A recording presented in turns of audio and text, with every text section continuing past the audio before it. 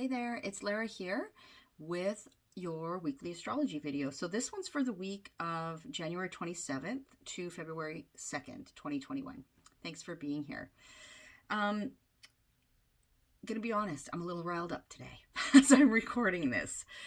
It is Tuesday as I'm recording this, the 26th of January, and this video is going to focus on the upcoming full moon in Leo, which is happening on Thursday. And it's interesting because there is a lot I'm noticing and that I'm experiencing in my own sphere that are very related to the overall themes of this full moon. And so I thought it was a good time to do this recording and to share with you. So before I get there, there's a few things that I want to acknowledge that are happening other than that. And before I even do that, I wanted to say, I always forget to say this, and people are like, you should say something about that.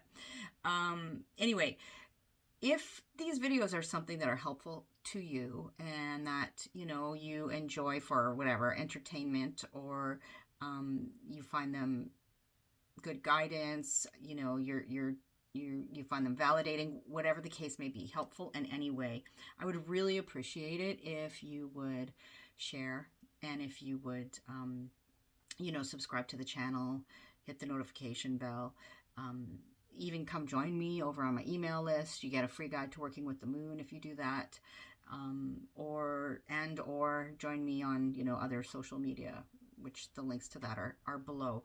And beyond that, if you're in a position, I have over on my website, I have something where you can make a donation. It's kind of like buying me a coffee, right? So, and the link to that is below too. So, it just sort of, it helps me out. And I want to just give a shout out right now in general to my fellow entrepreneurs, creators, solopreneurs, small business folks that are really feeling the pressure after a year of this pandemic going on. And, artists, musicians, I live in a house full of creative folks. My husband and I are both self-employed. So, and I have a lot of friends who own small businesses and that kind of thing. And so any support you're in a position to offer those folks at this time, that can be like shares on social media, it can be, it doesn't have to be spending money. If you can afford it, great. But it doesn't have to be that. But anyways, I just wanted to say that. So thank you.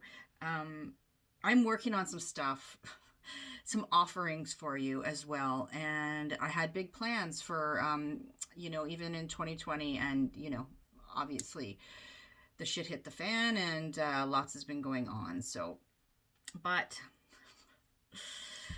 fingers crossed, goddess willing, that's coming soon. Anyway, some things astrologically speaking that are happening aside from the full moon, which is big enough, but that are happening over this next week we've got Mercury retrograde. So Mercury is stationing retrograde on the 30th of January at 26 degrees Aquarius, and will be in retrograde, until the 20th of February. So, and is retrograding from 26 Aquarius to 11 Aquarius. So that's the area that, of the chart, of your personal chart, wherever Aquarius sits for you, which I spoke about in the last couple of videos. So definitely, you can listen to those. They're still very relevant to where we're at, particularly if you listen to the video that spoke to the new moon in Aquarius, which was a couple of weeks ago, then that will be very relevant. So, but it's that area of the chart where Mercury is going through and asking you to reevaluate, revisit, review. What other words can we use? Potentially reconnect, reconfigure, reassert, revitalize, Um, did I say reconsider already? I think I did. But anyways, you just list all those rewords you can think of. And Mercury retrograde is asking us to do that, right? It asks us to take a step back and to slow down and really pay attention to the details. Mercury rules not only Gemini, but also Virgo, right? Very discerning, very detail oriented. And, you know, go over the information. Make sure that you've got all your, that you're understanding things correctly, that you're communicating things articulately and with intention and clarity. Make sure that you are crossing the T's and dotting the I's, right? And you're going to hear, of course, you always hear those things about Mercury retrograde where it's like, you might have tech glitches, vehicle issues, communication disruptions, all of these things. And that is true. But it's nothing to fear. Mercury retrograde happens 3 or 4 times a year. It's regular life. We can't just put everything on hold because it's Mercury retrograde. The point is not to stop. Like certain things you have to get taken care of, but the point is to pay closer attention to those things, right? So that's Mercury retrograde. And one more thing I wanted to say about that is that Mercury retrograde is happening this year. All of the Mercury retrogrades are in air signs. And that's the way the cycle works, right? Last year, the Mercury retros were all in water signs. And so this year, we're more focused on, we're less sort of focused on sort of the emotional piece and more focused on kind of the intellectual, communications sort of air element when we're talking about the Mercury retrogrades. So that's Mercury retro. We also have, I neglected to mention where the moon is at. The moon is in Cancer as I'm recording this video, and it's moving into Leo Wednesday night, preparing for that full moon on Thursday. And then we'll move into Virgo on the 30th and Libra on the 1st. So that's where the moon is at. And you can find out why it's helpful to keep track of where the moon is at if you go grab my free guide to working with the moon over on my website. And we have on February 1st and 2nd, so Tuesday, Wednesday, we have Imbolc, right? Or Groundhog Day, if you will. But Imbolc is that point on the wheel of the year that is right between the winter solstice and the spring equinox. And it marks a time where we are looking forward, right? It's in Aquarius season, which looks to the future. And what's on the horizon, and all those things I spoke about in the New Moon Aquarius video a couple weeks ago. So we are looking to the future. We are thinking about the new life, right? That is, the first signs of life. If you're in a place like I am, where it's winter still. The first signs of life that we can't even see right now are stirring deep below the surface of the earth, right? And in some places, if you're fortunate enough to live where maybe it's a little bit warmer, you might see even the first buds or the first flowers, snowdrops, that kind of thing, starting to poke through the earth. But at very least, it's the time when new life is forming in some way, shape, or form. And Imbolc actually, it literally translates to in the belly, right? So you can see how there's that association with conception, with new life, that kind of thing. And it's also, what else can I tell you about Imbolc if you're interested? I mean, there's all kinds of info you can get online about it, but it is a festival that, because it's honoring sort of the return of the light, when the days are getting a bit longer, fire is often used in this festival, and it's associated with goddesses of the hearth, like the goddess Bridget, for example. And so things surrounding, celebrations around the hearth are common. So if you're interested in marking that occasion yourself, then you can definitely you'll find all kinds of info online. But I just wanted to mention that and say happy in bulk. All right, so let's talk about what's going on in relation to this full moon in Leo that's coming up. I'm going to show you the chart right now, and then we can talk about all the pieces. Okay, so here's the chart for the Leo full moon that is happening on Thursday, January 28th. Okay, so we've got the sun in Aquarius, right? It's still Aquarius season. And you're going to notice something here. There's the sun in Aquarius at 9 degrees. What else is at 9 degrees exactly? Jupiter, smack dab on top of the sun, or vice versa. We have Saturn here at 4 degrees Aquarius, and we have Mercury here at 26 Aquarius, just about to retrograde, right? We also have the moon down here in Leo, kind of standing alone in Leo, across the sky from the sun and Jupiter. And in a square formation, a 90-degree angle, a conversation of tension with Uranus, Mars, and Lilith that are boom, boom, boom right beside each other in Taurus, another fixed sign. And of course, we've got so you can see the square formation happening. We have here what's called a T-square, right? And then we also have some other things on top of this. There's Neptune in Pisces. I mentioned this before, in a square with the nodes of the moon. And that's coming exact shortly. And at the time of this full moon, we have Venus in Capricorn exactly conjunct Pluto in Capricorn. So again, you can see all this red on the chart, right? All this red. But there are, which is dynamic, which is tense, which is inflammatory, which is friction. But we also have Chiron over here in Aries making a supportive conversation to the moon in a trine and the sun in a sextile, the sun and Jupiter. So Chiron is kind of there. Chiron, known as the wounded healer. That's our nickname for Chiron. Supporting us in the healing process that is kind of messy and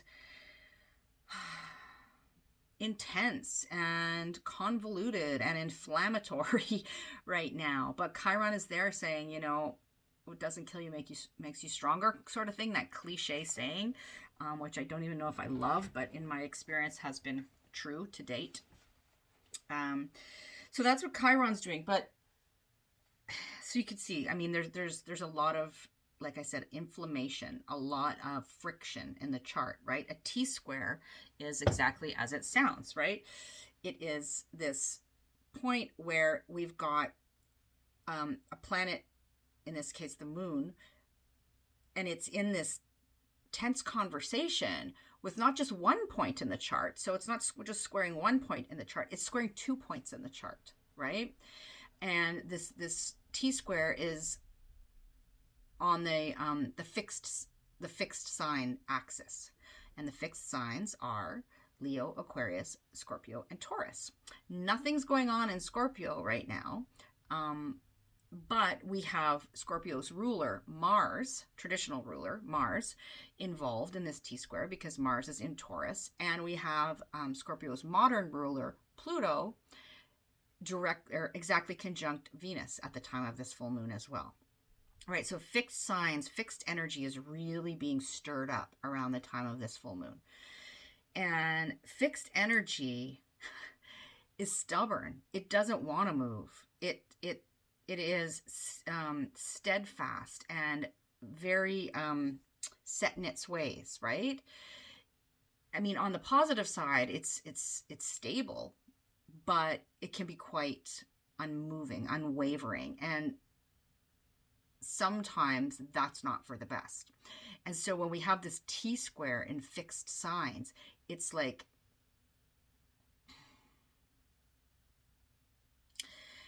it requires a lot of force to make something happen. It requires a lot of determination it requires, and fixed signs are very determined. That's a quality of fixed signs too, right? They kind of like get their mind set on something, and it's like, you're not going to stop them. And so there's that element, right? But remember, we have Uranus in the mix, we have Mars in the mix, which is quite explosive energy. And so we can see sort of clashes, right, happening.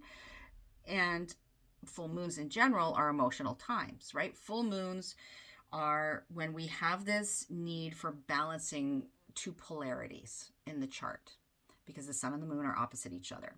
And things are at full illumination at that time, arising to the surface. Things that have been sort of in the dark are being called up to be acknowledged, to be dealt with, to be purged, that kind of thing. Full moons are very connected to, or there are times when things culminate, they come to fruition, they reach a fever pitch.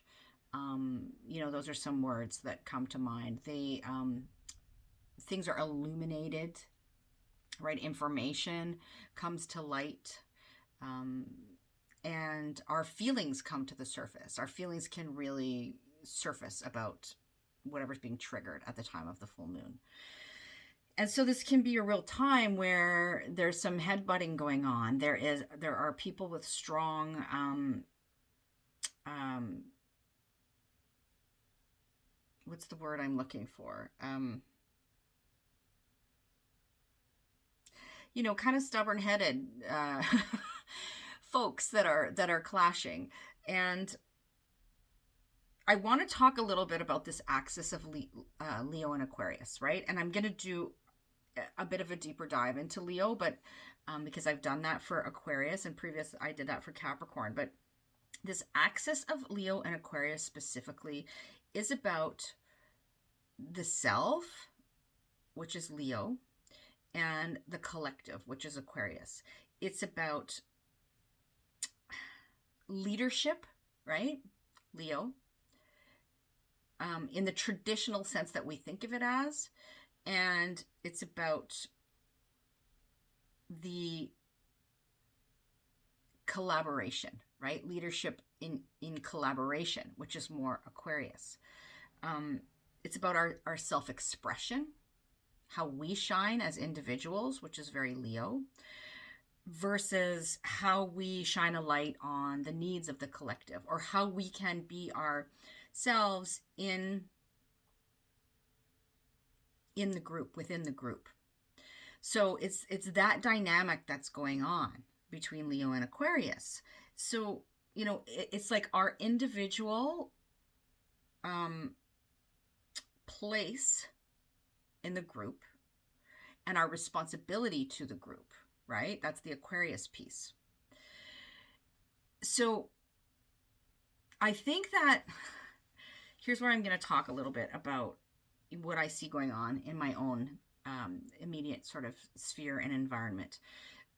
There are a lot of issues about leadership coming to the surface right now, and a lot of things being illuminated there, and being drawn to my attention, but not only to my attention, but where I'm at right now, in terms of what's going on with COVID. In the province that I live, we've had a bit of a shit show going on. And in the area of the province that I live, we have relatively, we've had a relatively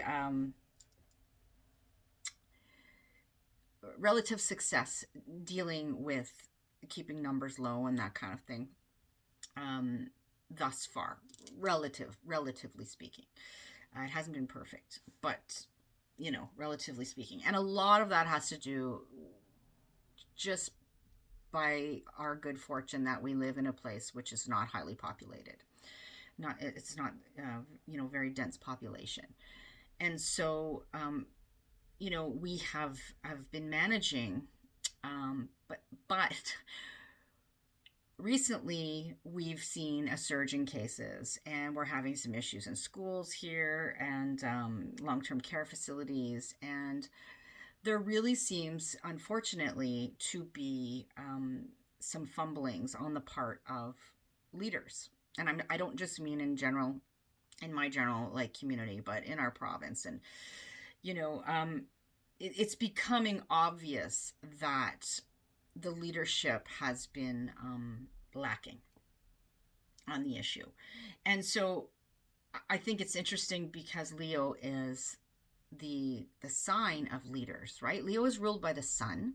The sun, when we're talking about sort of mundane astrology, speaks to the rulers, the leaders, the solar figures, right? And so we're like issues around that are really really coming to into our awareness, and I think that's happening a lot of places, but I'm speaking to what what I know in my own experience and how it relates to kind of give you an idea of how the astrology correlates to what's happening here on earth, as above so below.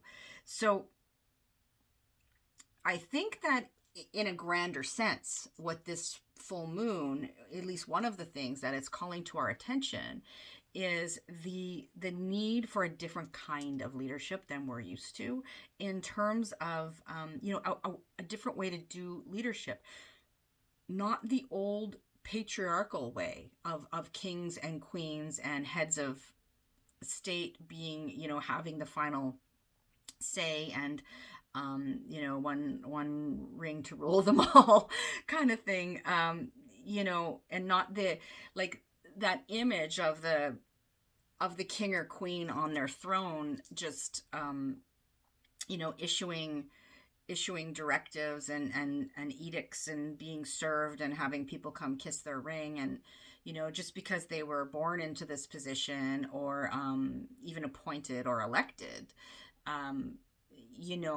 It's kind of like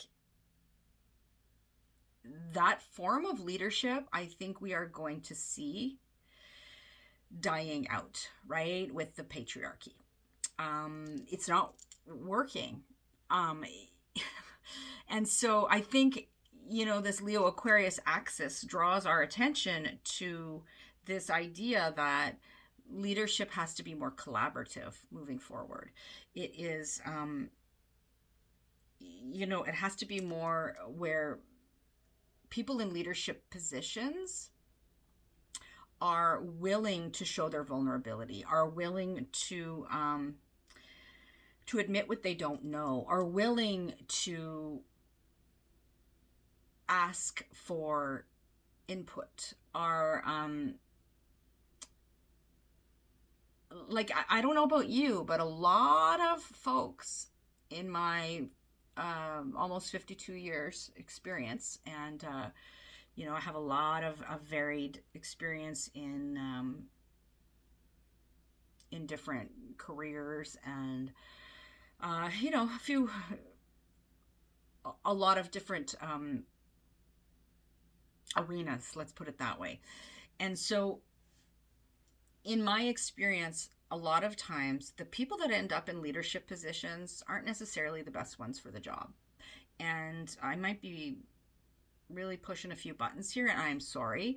If you know me personally, you know that I am quite opinionated, more so that I may often indicate in these videos. But I'm feeling called personally to be more authentic in my own expression and more in integrity, and so aligning the public and the private a little bit more, anyway. And that word authenticity that I just used, I think that's very much when we're talking about the qualities of Leo at its best. Authentic leadership comes to mind, right? What does that look like? Authentic leadership. And I think that's what we're in dire need of. And what I had started to say was I think a lot of a lot of times people end up in leadership roles by default. You know, it could be like, if we're thinking in the days of kings and queens, people were born into these roles, not because they had a special skill set or anything else. And in our modern times, there is sometimes an element of, you know, whether it be nepotism or favoritism, or by virtue of the fact that you are, you know, an old white guy, so you must be an authority, or, you know, I mean, there's so many things I could say right now, or because you want to be a leader for sometimes not the right reasons, because it's a status symbol. It's something that gives you feelings of self-importance, and maybe more money and higher status, and more power and control and those kinds of things, right? And in my experience, I've known a lot of people in leadership positions that are in leadership positions for all the wrong reasons. So, having said that, I think we're in need, in a lot of cases, for a shift, and I think we're seeing that happen. You know, in some arenas, in some places, where we're seeing a more collaborative approach to leadership, a more inclusive approach, an approach where there is more of a sense that people are taking on leadership roles in a non-traditional sense, and people are starting to look to leaders that are, like, a lot of the leaders we're seeing now are not necessarily holding positions that we would think of as positions of power, right? We're seeing influencers. We're seeing, for example, I'm going to use, you know, my wheelhouse, one of them anyways, but I noticed that in the astrological community, for example, there are a lot of young people that are getting really involved, and they have a lot of really valuable, worthwhile stuff to say and to contribute, and people are starting to listen to them, and I think that's really important and necessary, right? So that's the kind of thing I'm talking about. And I know I'm sounding a little rambly right now, probably, but I'm a little, like I said, a little riled up right now. Part of the thing that's going on at the time of this full moon is that we have Black Moon Lilith, right, in Taurus, that I showed you, conjunct Mars. And Lilith is the empowered feminine. Lilith is the feminine that says, I've had it. You know, in the mythology, Lilith was the first wife of Eve, who, you know, in a nutshell, basically the first wife of Eve. No, not that we know of, but the first wife of Adam, who basically, she wouldn't comply. She wouldn't allow Adam to always be on top. She wanted equality. And so when that didn't happen, she said, screw you, and left and did her own thing. I mean, you can look up the myth, but anyways. And then, you know, Adam found a more submissive partner in Eve. So anyways, Black Moon Lilith is involved in this lunation. And I have Black Moon Lilith in a prominent place in my chart. And I one of the very first astrological readings I had, when I didn't even know who Lilith was in terms of the astrology, the astrologer said to me, you might want to do some research on who Lilith was. And I've come to realize how accurate that was. But anyway, I digress. What else do I want to say here? Oh, I wanted to I mentioned this before, but I just wanted to, like, put it on your radar again, that we have this square, right? Neptune squaring the nodes of the moon. And so there is this, and it's coming to an exact, and there is this sense where we're at this precipice of collective chaos kind of thing, right? And things can be very confusing, and which direction do we go, and what's true, and what information should I be paying attention to, and what's false, and what's there's a real call to be discerning around this time. So I just want to mention that to you. And with Venus in this conjunction with Pluto at 25 Capricorn, which is happening again, this energy will revisit us in December, on December 11th of 2021, because they will conjunct again, Venus and Pluto. But there is this energy of being sort of deeply passionate, right? And of this really powerful leadership, maybe in a feminine sense, because Venus is involved. But it also, on the flip side, on the dark side, that can look like corruption of resources, sexual corruption of power, that sort of thing, in relation to Venusian themes, right? So beauty, money, relationship, women, that kind of thing. What else do I want to say? Let's talk a little bit more about Leo. And I'm going to do, like I have done in the past couple of videos, where I'm going to give you, before I go through the signs, I'm going to give you some questions to ponder as they relate to what's going on with the energy of the specific event, in this case, the full moon in Leo. So hopefully that's helpful to you. Some people have indicated to me that they like that. So I'm going to do it again. So Leo is a fixed fire sign. I mentioned this to you before. It is ruled by the sun. And the sun at the time of this full moon is in Aquarius, which is in its fall. We talked about this before. The sun doesn't really love being in Aquarius because it's very far from home, right? It's opposite its home, the farthest away it can be from its home. And so the sun, our motivation, our sort of soul fire, has to get really creative and innovative in Aquarius in order to do its job, right? Which is to motivate us, to kind of fire us up, to allow us to shine, and to lead, right? Our own brand, to discover our own brand of leadership, kind of thing. And some words to describe Leo when we're talking about the optimal embodiment of that Leo energy are things like courage, benevolence, authentic leadership, like I said already, generosity, charisma, creativity, enthusiasm. These are all Leo words.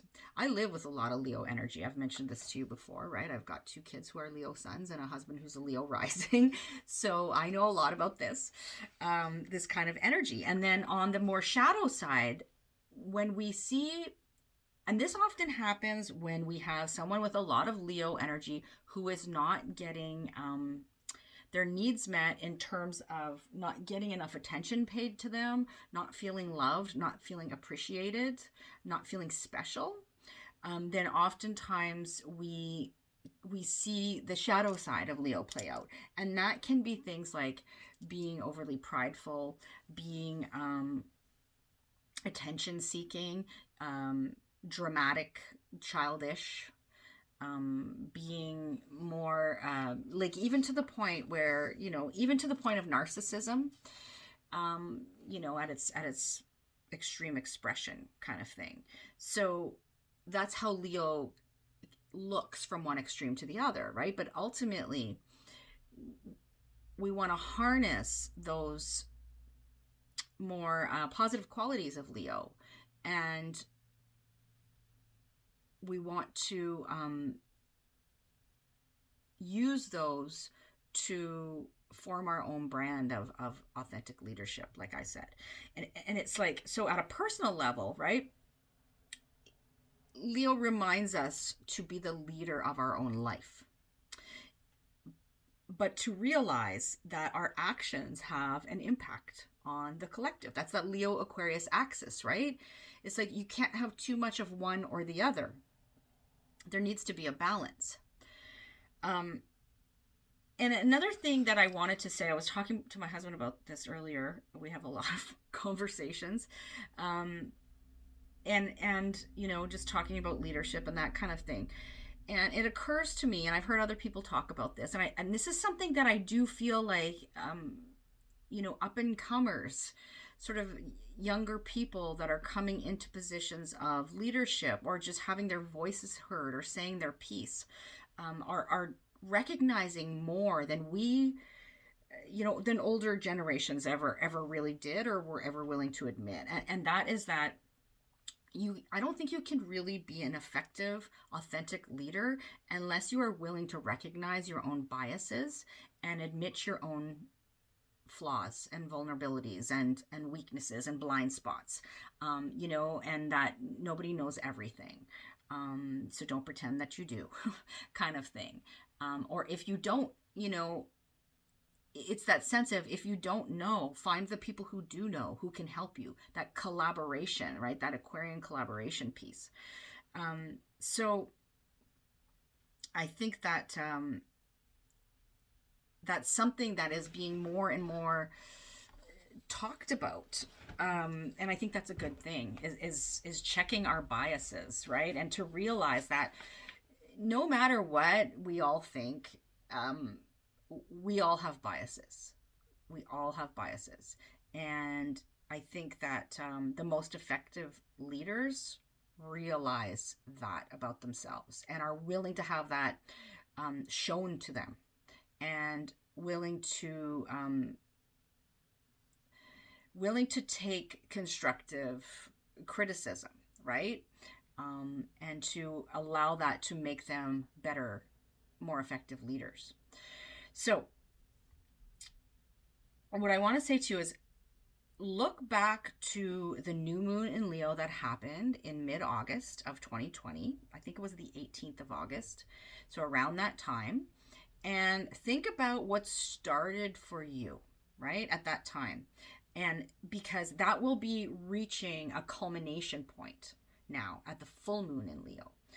Of course, this full moon is related in the monthly moon cycle. It's related to the new moon that happened 2 weeks ago, where whatever seeds were planted at that time are now reaching this, also this culmination point, or this point of illumination, or you know, crisis, or having maybe having to release something in regards to that, you know, things bubbling to the surface, all of that. So look back 2 weeks, but also 6 months, to see, you know, what began and what is now coming to fruition as a result. So I have some questions, like I said, to ponder here when, you know, when you're listening to me go through each sign and speak to what house this is falling in for you. Then you can filter these questions through those specifics. But in general, when we're talking about this full moon, some things that that came to mind that I have been thinking about, and I will continue to think about in my own process of working with the moon, are as follows. So how can I strike a balance between my own need for attention and validation and creative self-expression, and that of the group, whatever the group is, right? The collective. The group can be your family. The group can be your friendship group. It can be the organization that you work with or volunteer for. It can be the collective in terms of your whole city, country, province, the whole planet, right? The group. So that's one question. How can I be a leader in my own life? How can I lead my own life? authentically? How can my leadership style contribute to the collective? And further to that, what is my leadership style? Do I have a leadership style? Do I prefer certain kinds of leaders and why? Right? Um, okay, next question. Where am I feeling unloved or a lack of attention or a lack of appreciation in my life? And how can I give that to myself or seek out the resources, right? Even the people that can help fill that need for me. All right, next. Where or how am I feeling pressure to lead or shine or create? And how can I harness that in healthy ways? Because remember, pressure is not always a bad thing, right? I said to you, and when I showed you the chart, all these red lines of inflammation, of pressure, of tension. And when we have a square or a T-square, even more so, something's got to give with that energy. And so how can that pressure be released in healthy, constructive ways? Right? Next, can I sense what wants to expand in the Aquarius area of life? We've got Jupiter conjunct the sun in Aquarius. Jupiter is benevolent, ultimately, wanting us to shine and to grow and to expand, right? But sometimes Jupiter can overdo it, so we have to be mindful of that. So just to restate that question, can I sense what wants to happen, what wants to expand in the Aquarius area of life? Can I feel optimistic about that, Jupiter, knowing that there will be work to do and challenges to overcome, right? That's that T-square formation. And we also have Saturn in Aquarius there on the heels of Jupiter and the sun right now. And Saturn about to come into its first square to Uranus, its first exact square to Uranus on February 17th, the first of 3 over the course of this year. And if you'll recall, I said in past videos that that is a signature piece of astrology, signature energy for 2021. That square between Uranus, or between Taurus and Aquarius, but you know, that between Uranus in Taurus and Saturn in Aquarius. All right, a couple more questions I have. So how can I emulate the kinds of leaders that I admire? So sometimes when we don't know something about ourselves or we're uncertain about something, it can be helpful to look to people that we are drawn to and contemplate why that is. What do they have that I am drawn to, that I admire, or that irritates me, that provokes me, that pushes my buttons, right? I think that's a good question to ask ourselves. And then the last thing I'm going to pose to you here is, if I don't have the urge to lead, because some people don't, and that's perfectly valid, right? But whose lead am I going to follow? So that's kind of, it's from the question I posed before that, but whose lead am I going to follow? Who do I trust to lead? And so those are some questions for you to consider. And again, you want to filter that through the lens of the house themes, right, that are playing out for you. So wherever Leo sits in your chart is where this full moon is happening, keeping in mind that it's on the axis of Leo and Aquarius, because the moon is in Leo and the sun is in Aquarius. But again, you can go back and listen to the new moon in Aquarius video, and that kind of, you know, those are like bookends of this energy.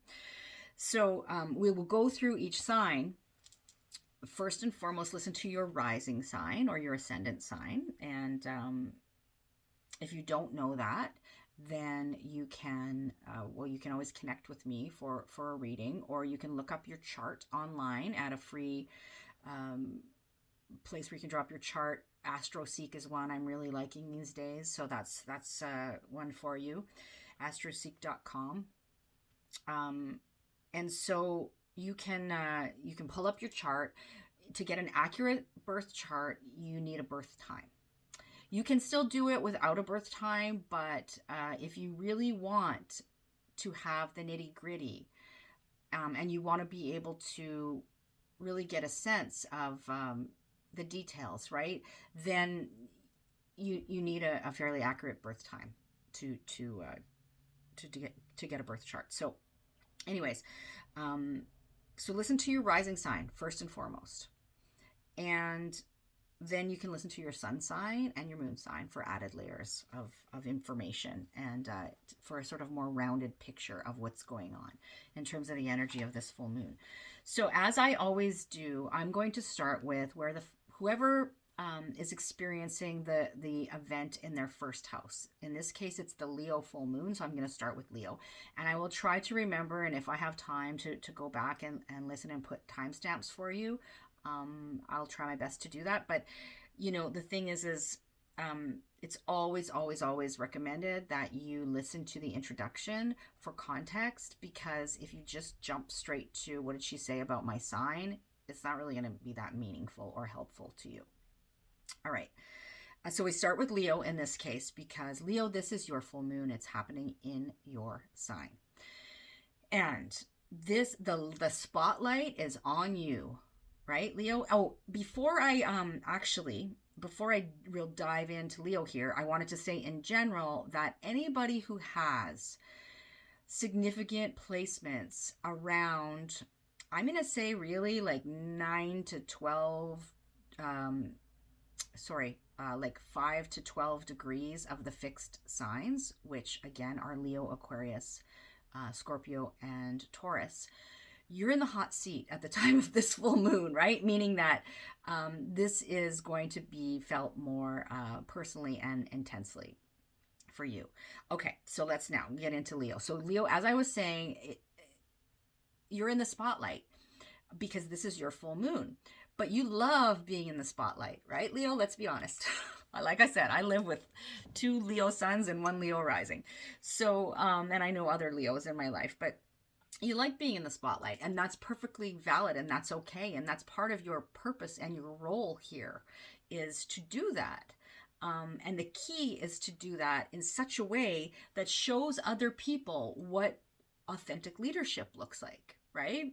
And so with the full moon in your first house, it is this full moon moment of something coming to pass, something coming to fruition, to culmination, to something being illuminated, the spotlight shining on issues around you, yourself,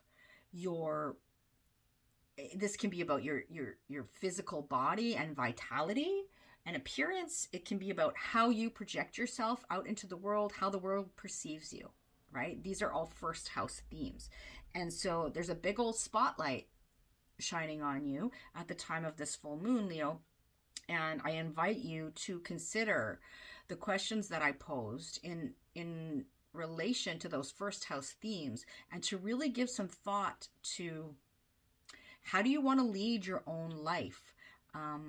How do you want to lead in whatever it is that you do, whatever your position is in the world? What does leadership look like in that arena, right? What does benevolent, authentic, effective, true leadership look like in that arena? And how can you embody that and shine that out into the world and set the example for the rest of us, kind of thing? No pressure, Leo. Okay, so there we have Leo. I'm going to move to Cancer now, where we have the full moon sitting in your second house. So something is reaching this culmination point, is being illuminated, is reaching a fever pitch sort of thing in relation to you're having this full moon moment in relation to your finances, your personal resources, right? So that's money, but it's also, as I see it, time and energy. It's about your work in the sense of that it's the skills and talents you use to make money, to sustain yourself, right? To get your basic needs met. It's about how you value yourself, so your sense of self-worth, and also just about your core values in general, what you value, right? So these themes are reaching a full moon moment for you. And the things to consider are all those questions that I posed in terms of how you can lead in this area, and the various other questions. So if you didn't listen to those questions, definitely go back and listen to those. So that's for you, Cancer. Next, we've got Gemini. Gemini, for you, the full moon moment happens in your third house.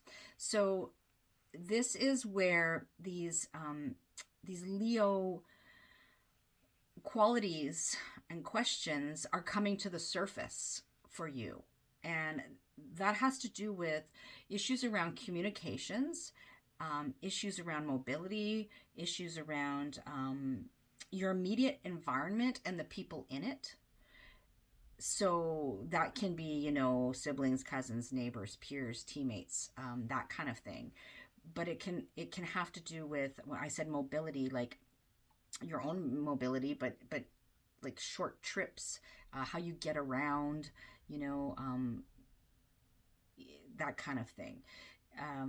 Also very much about teaching and learning, but of the more basic variety. So, early childhood education, public school, elementary school, high school, or, learning the basics 101 of something. So I don't know if I missed anything there. The third house is your perceptions. It's commerce and marketing and that sort of thing as well. So all of those themes are potentially lit up for you at the time of this full moon in Leo. All right, Gemini, and listen to those questions and ponder that in relation to these third house themes. All right, next we've got Taurus. So Taurus, for you, the full moon is hitting your fourth house. And so it's lighting up issues around home, family, place of living, roots, ancestry, potentially, maternal figures or parents, and your sense of emotional security. So, what began, say, 6 months ago at the time of the new moon in Leo, back in August, or more recently, a couple of weeks ago at the new moon, that is now reaching the next level, coming to a potentially like a crisis point or a culmination, or something's coming to fruition, or needing to be released even, or let go of, or acknowledged, all of those things, right, in relation to fourth house matters. And how, one question specifically in relation to the fourth house, Taurus, would be like, how am I embodying authentic leadership in my home, in my family, in my place, in regards to my place of living, that kind of thing. That could be a potential thing that's coming up for you. All right, next we have Aries. Aries, for you, the full moon is illuminating your fifth house. And Leo is at home in the fifth house. And so this brings about themes of creativity, your creative self-expression, how you shine your light out into the world, children you're associated with, your own children. What sparks joy for you? What brings you pleasure? How you have fun in life? These are the themes that are illuminated at the full moon in Leo. And so, those questions that I posed, filtered through the lens of these themes, might bring about things like, the dynamic between parents and children, and how are you setting the example for your kids in terms of authentic leadership? That's just one question. How are you harnessing your leadership qualities and using them in your creative projects? So those are just some examples. All right, I'm going to leave that there and move on to Pisces now. Pisces, for you, the full moon is illuminating your sixth house. And this is all about your daily routine, issues around your health routines, illness, how you are in service, this kind of thing. Sometimes pets in the sixth house as well. And so for you, Pisces, there is something coming to pass here, something being illuminated that is calling your attention to these themes. Something that's reaching a culmination point, a point of needing to be acknowledged or perhaps released, or really, there's almost a sense of needing to take charge, right, in this area of life, those sixth house themes. And so for you, I invite you to listen to the questions that I posed and to filter them through the lens of these sixth house matters and themes. All right, that's for you, Pisces. Next, we've got Aquarius. Aquarius, for you, your seventh house is being illuminated by this full moon. And that has to do with your one-to-one relationships. So significant other, marriage partner, business partners, close friends and family members, anybody you're in close relationship with, very much also to do with contracts and agreements in the seventh house. And so for you, Aquarius, how can you embody authentic leadership in relationship? Or what are the kind of people that you are drawn to on the one-to-one, right? And how do they lead their own life, or how do you look to those people as leaders? What qualities do they have? What do you admire in a leader? Those kinds of things. All those questions that I asked, right? This can have to do, like I said, with solar figures even. So anybody that fits the bill as far as that goes, right? All right, so next we're going to move on to Capricorn. Capricorn, for you, the full moon is illuminating your eighth house. And so it's shining a light in terms of your shared resources, so time, money, energy that you share with others.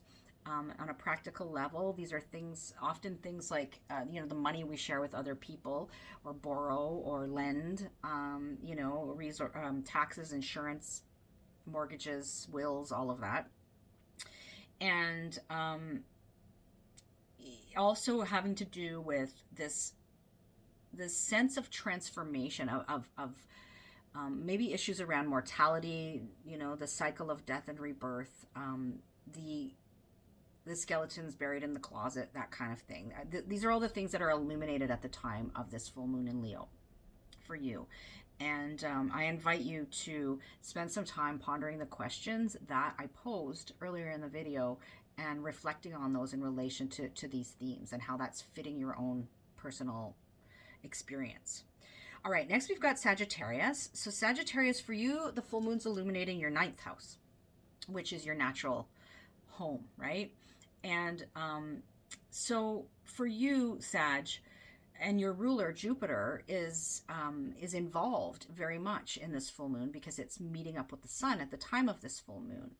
And so there is this energy of really kind of spotlighting, right?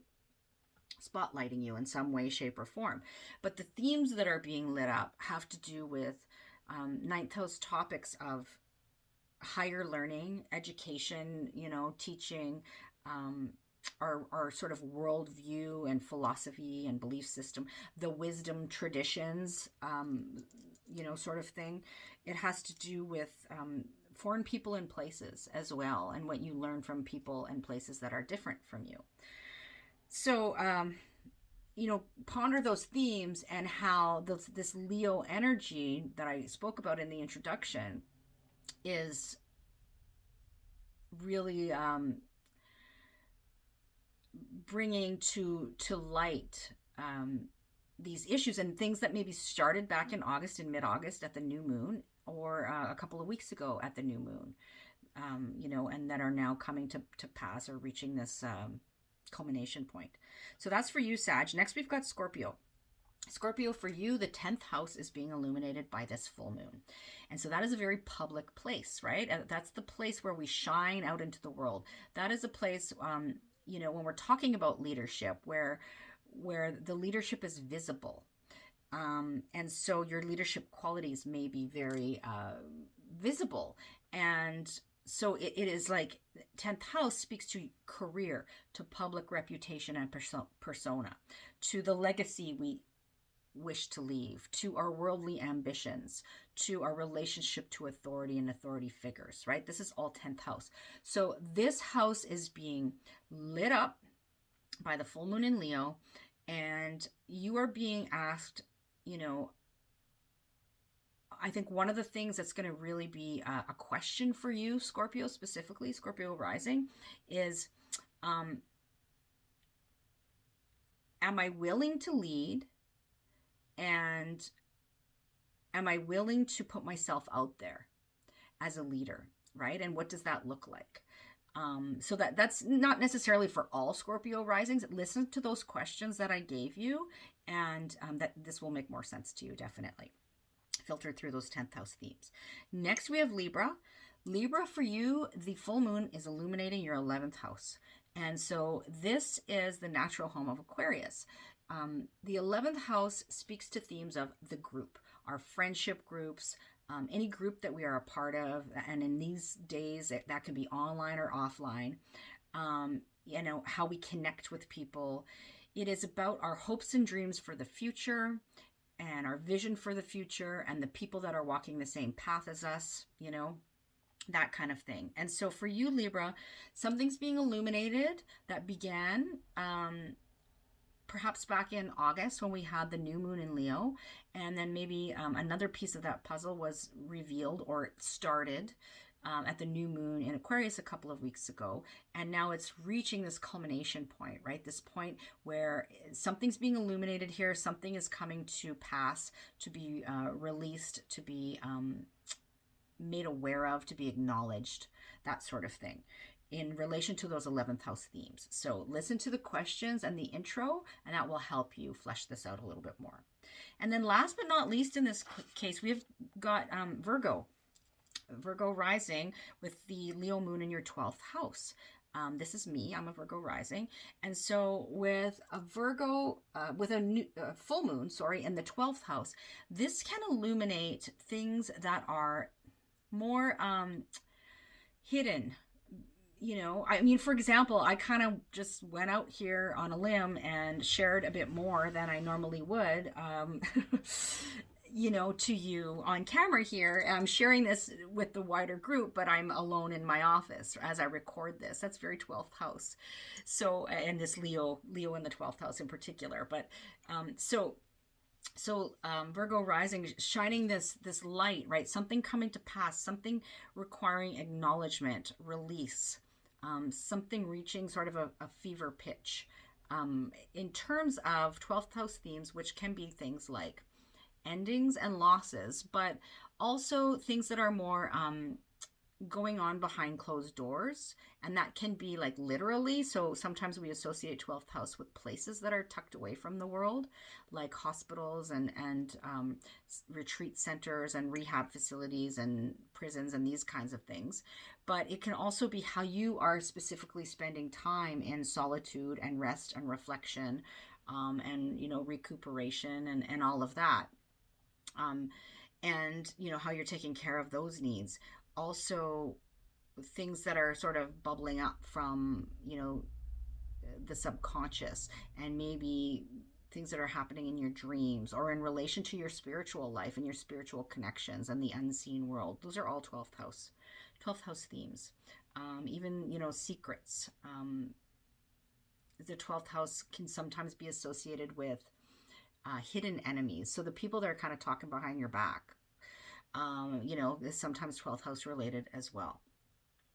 So please listen to the introduction, to listen to the questions that I posed, and then filter that through these 12th house themes, right? And you'll get a better sense of what this means specifically for you, Virgo rising. So the other thing I want to say for Virgo rising folks is that you're reaching that point. Not for Virgo rising folks. I'm a Virgo rising with a Pisces sun, right? So my birthday is coming up. And what I want to say is whenever the sun is moving through your 12th house, it is a time where people generally need a little bit more downtime and a little bit more time to rest and recuperate and, self-care time, that sort of thing.